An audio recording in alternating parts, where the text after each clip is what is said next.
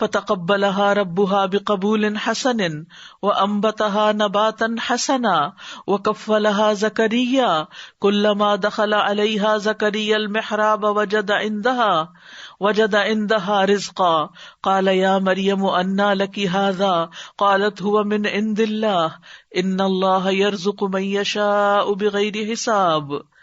پھر اس کے رب نے اسے اچھی طرح قبول کر لیا، یعنی جو نظر انہوں نے مانی تھی اخلاص کے ساتھ مانی تھی، اور رب نے قبول کیا اور انہیں دنیا میں ہی بتا دیا کہ ان کی نظر قبول ہو گئی. یعنی ہم سب اپنی عبادت کرتے ہیں تو ہمیں فکر ہوتی ہے کہ پتہ نہیں ہماری عبادت قبول ہوئی یا نہیں، ہماری دعا قبول ہوئی یا نہیں، ہماری نظر قبول ہوئی یا نہیں، لیکن اللہ سبحانہ وتعالیٰ نے ان کی نظر قبول کر لی اور اس کی بہت اچھی پرورش کی. یعنی پرورش ایک تو ماں باپ کرتے ہیں، لیکن ماں باپ اللہ کی توفیق سے کرتے ہیں، اس لیے یہاں پر اللہ سبحانہ وتعالیٰ اس پرورش، اس تربیت کو اپنی طرف منسوب کر رہے ہیں.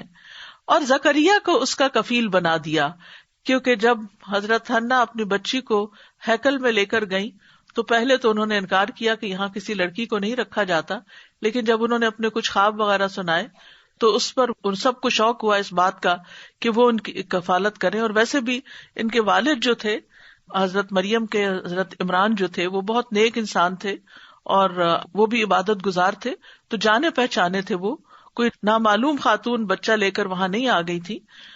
تو بہرحال اس پر پھر ہر ایک کو یہ شوق ہوا کہ وہ حضرت مریم کی کفالت کرے. قرعہ ڈالا گیا تو نام حضرت زکریا کے نکلا، جو کہ ان کے سگے خالو تھے. جب کبھی زکریا اس پر محراب میں داخل ہوتا، یعنی وہ کمرہ جہاں پر وہ عبادت کرتی تھی، رہتی تھی، اس کے پاس رزق پاتا. یہ رزق دو طرح کا ہے، ایک حصی اور ایک مانوی. حصی رزق میں کہا جاتا ہے کہ بے موسم کے پھل بھی ان کے پاس ہوتے تھے، اور دوسرا رزق یعنی اللہ سبحانہ وتعالیٰ کی طرف سے انہیں جو تائید اور عبادت کی توفیق تھی اور جو ان کا اطمینان تھا اور جو ان کے پاس صحیفے وغیرہ تھے، علم کا رزق، وہ سب بھی مراد ہے اس سے. وہ کہتا اے مریم یہ تیرے لیے کہاں سے آیا ہے؟ تو راجہ رائے یہی بتائی جاتی ہے کہ اس سے مراد وہ پھل اور وہ رزق ہے جو خود بخود ان کے پاس پہنچ جاتا تھا بغیر کسی انسان کے لائے. وہ کہتی یہ اللہ کے پاس سے ہے، بے شک اللہ جسے چاہتا ہے بے حساب رزق دیتا ہے. تو بہرحال اللہ سبحانہ تعالیٰ نے اس ماں کے خلوص کو اس طرح قبول کیا کہ ان کی ساری ضروریات کا بھی بندوبست کر دیا. ان کو بہترین کفالت دی کیونکہ باپ نہیں تھے، ان کو بہترین رزق دیا، اور پھر ان کو دین کی سمجھ دی. کیونکہ بعض اوقات یہ بھی ہوتا ہے کہ کچھ والدین اپنے بچوں کے لیے شوق رکھتے ہیں کہ وہ دین کی طرف آئیں، ان کے لیے نظر بھی مانتے ہیں کہ ان کو حافظ بنائیں گے، عالم بنائیں گے، لیکن بچے بڑے ہو کر انکار کر دیتے ہیں. تو یہ بھی کتنی سعادت کی بات ہے کہ اللہ سبحانہ تعالیٰ نے اس بچی کو اس طرح قبول کیا کہ اس کو عبادت کی اور اس ماں کے جو خواب تھا اس کو پورا کرنے کی توفیق بھی دی. وَأَنبَتَهَا نَبَاتًا حَسَنًا، یعنی انہیں بہترین آداب اور اخلاق بھی سکھائے اور اسباب قبولیت کو ان کے لیے آسان کر دیا. نیک بندوں کی رفاقت عطا کی، ایسی جگہ عطا کی کہ جہاں دن رات عبادت ہوتی تھی، اور انہوں نے نیکی، علم اور دین کو سیکھا. تو یہ ساری چیزیں جو تھیں وہ حضرت مریم کے لیے بہت بڑی نعمت تھی. هنالك دعا زكريا ربه قال رب هب لي من لدنك ذرية طيبة انك سمیع الدعاء. وہیں زکریا علیہ السلام نے اپنے رب سے دعا کی، کہا اے میرے رب مجھے اپنے پاس سے پاکیزہ اولاد عطا کر، بے شک تو دعا کا خوب سننے والا ہے. زکریا علیہ السلام جو کہ بہت ایجڈ ہو چکے تھے، بوڑھے ہو چکے تھے، اور ان کی اہلیہ بھی جو حضرت حنا کی بہن تھی وہ بھی بہت عمر رسیدہ ہو چکی تھی، لیکن اپنے رب سے مایوس نہیں تھی. ان کے ہاں بچہ نہیں ہوا تھا، لیکن جب حضرت مریم کے پاس ایسا رزق پایا، ایسی ان کی عزت دیکھی کہ کس طرح اللہ نے ان کو قبول کیا ہے، تو ان کے اندر بھی ایک جوش پیدا ہوا. اس جوش میں انہوں نے دعا کی، کیونکہ بعض اوقات ہماری دعائیں بڑی ٹھنڈی ٹھنڈی ہوتی ہیں اور ان کی قبولیت بھی شاید پہ ٹھنڈی ہی ہوتی ہے، لیکن بعض اوقات ہمارا دل بھر آتا ہے، ہمارے اندر ایک جذبہ پیدا ہو جاتا ہے، ہم رو پڑتے ہیں دعا میں، ہم گر پڑتے ہیں سجدے میں، تو ایسی دعاؤں کی قبولیت جلد ہو جاتی ہے. پھر تو یہاں پر اللہ سبحانہ تعالیٰ نے ان کی دعا کو سن لیا. ہنالک دیر اینڈ دین دعا زکریا، انہوں نے دعا کی اور کہا اے میرے رب مجھے اپنے پاس سے پاکیزہ اولاد عطا کر، یعنی اپنی رحمت سے. میرے پاس تو کوئی سبب ہی نہیں، میرے پاس تو کوئی طریقہ ہی نہیں کہ میں اپنی اولاد پیدا کر سکوں، تو اپنے پاس سے دے. اور ذریۃ طیبہ مانگی. یاد رکھیے صرف اولاد کی دعا نہیں کرنی چاہیے کہ اللہ تعالیٰ تمہیں اولاد دے، بلکہ صالح اولاد کی دعا کرنی چاہیے، ذریہ طیبہ کی دعا کرنی چاہیے، کیونکہ نیک اولاد جو ہے وہ انسان کے لیے آنکھوں کی ٹھنڈک ہوتی ہے، صدقہ جاریہ ہوتی ہے. تو اللہ سبحانہ تعالیٰ دعاؤں کا سننے والا ہے. انک سمیع الدعاء، بے شک تو دعائیں سنتا ہے. فنادته الملائکۃ وهو قائم یصلی فی المحراب ان اللہ یبشرک بیحییٰ مصدقا بکلمۃ من اللہ وسیدا وحصورا ونبیا من الصالحین. تو فرشتوں نے اس کو پکارا جب وہ محراب میں کھڑا نماز پڑھ رہا تھا کہ اللہ تجھے یحییٰ کی خوشخبری دیتا ہے جو اللہ کی طرف سے ایک کلمہ یعنی عیسیٰ علیہ السلام کی تصدیق کرنے والا ہوگا، اور سردار اور نہایت پاک باز اور صالحین میں سے ایک نبی ہوگا. تو بہرحال فنادت فا یہاں اس بات کی طرف اشارہ کر رہی ہے کہ جلد ہی فرشتوں نے اس کو آواز دے کر خوشخبری سنا دی جبکہ وہ نماز کی حالت میں تھے. یعنی سبحان اللہ، نماز کی حالت میں تو انسان اللہ سبحانہ تعالیٰ کی طرف متوجہ ہوتا ہے. تو اس لیے بعض علماء یہ کہتے ہیں کہ یہاں یصلی سے مراد دعا کر رہے تھے، یعنی the moment he was praying, جب وہ دعا کر ہی رہے تھے. یصلی یعنی یصلون علی النبی، درود شریف کے لیے بھی آتا ہے، وہ بھی دعا ہے. تو اسی حالت میں ہی ان کو آواز آ گئی. اور فی المحراب، محراب بھی ظاہر حضرت مریم جس محراب میں عبادت کرتی تھی وہیں پر حضرت زکریا علیہ السلام تھے. تو وہاں انہوں نے دعا کی تو اللہ تعالیٰ نے فرشتوں کے ذریعے ان کو خوشخبری دی اور نام بھی ساتھ بتا دیا. ابھی ہم بات کر رہے تھے کہ پہلے دن نام رکھ سکتے ہیں، ابھی بچہ وجود میں بھی نہیں آیا، یعنی ماں کے پیٹ میں حمل بھی نہیں ٹھہرا اور اس کا نام رکھ دیا گیا، اور یہ نام اللہ سبحانہ تعالیٰ نے رکھا. اس سے بڑی خوش قسمتی کی بات کیا ہو سکتی ہے. مصدقا بکلمۃ من اللہ، اور ان کا ایک خاص کام بھی بتایا گیا کہ یہ اللہ کے کلمے یعنی عیسیٰ علیہ السلام جو کہ والد کے ذریعے پیدا نہیں ہوئے بلکہ اللہ سبحانہ تعالیٰ کے کلمہ کن کے ذریعے پیدا ہوئے ہیں، ان کی یہ تصدیق کریں گے، یعنی ان کے مددگار ہوں گے.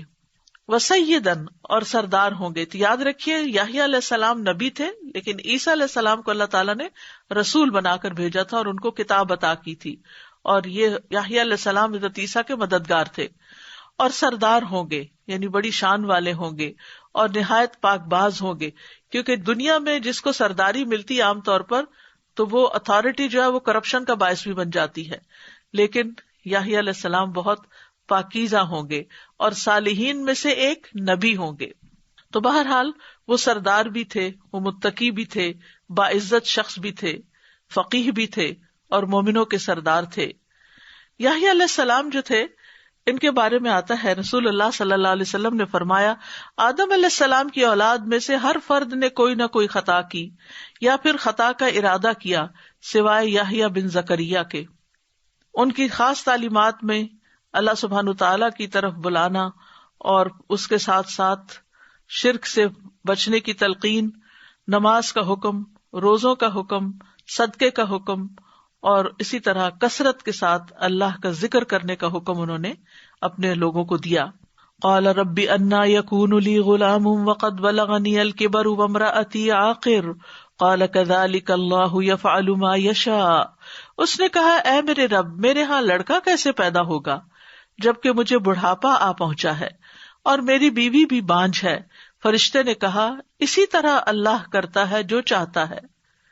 تو زکریا علیہ السلام نے دعا تو کر لی، اس کے بعد ان کی قبولیت یعنی کہ وہ کنفرمیشن بھی آ گئی کہ دعا قبول ہو گئی ہے، لیکن وہ اس سارے یکا یک اور فوری تبدیلی کے اوپر اتنے حیران تھے کہ یہ پاسبل کیسے ہے.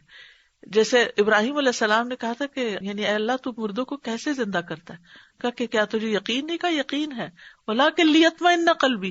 تو یہاں بھی زکریا علیہ السلام دل کے اطمینان کے لیے پوچھ رہے ہیں، ورنہ انہیں رب کی بات پر تو یقین تھا. اور پھر اپنی حالت بھی بتائی، وقد بلغنی الکبر وامرأتی عاقر، میں بھی بوڑھا، میری بیوی بھی بانجھ. قال كذلك الله يفعل ما يشاء. یہ اللہ کی طاقت، یہ اللہ کی قدرت. یعنی خود دعا کر کے خود ہی تعجب کر رہے ہیں کہ کیسے ہوگا، تو جواب ملا کہ اللہ جو چاہے کرتا ہے.